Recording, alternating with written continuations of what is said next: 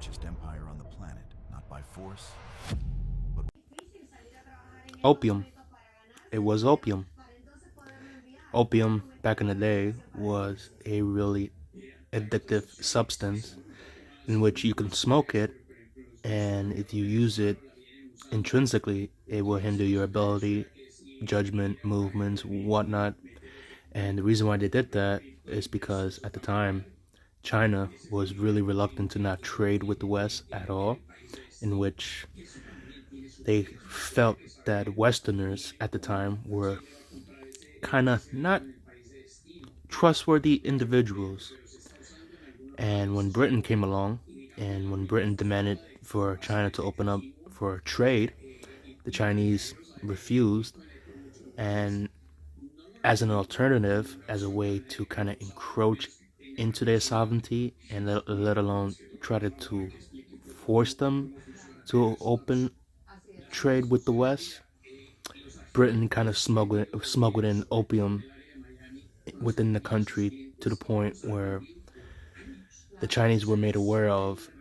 Therefore, kind of kind of caused at the time diplomatic tensions between one another to the point where Britain initiated the Opium Wars in the late 1830s and early 1840s, and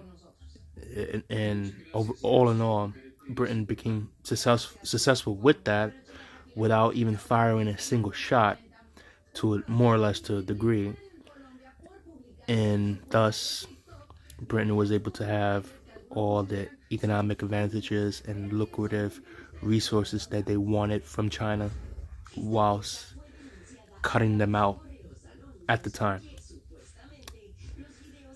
Yeah.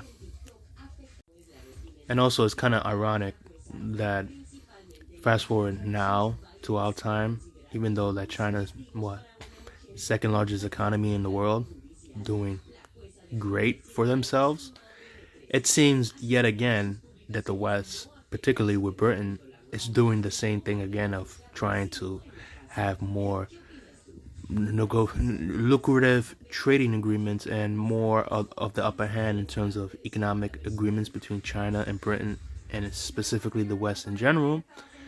And the difference, the difference now as compared to then is Britain doesn't have the finite resources or the capabilities to do the same thing again now that they did in the mid 19th century.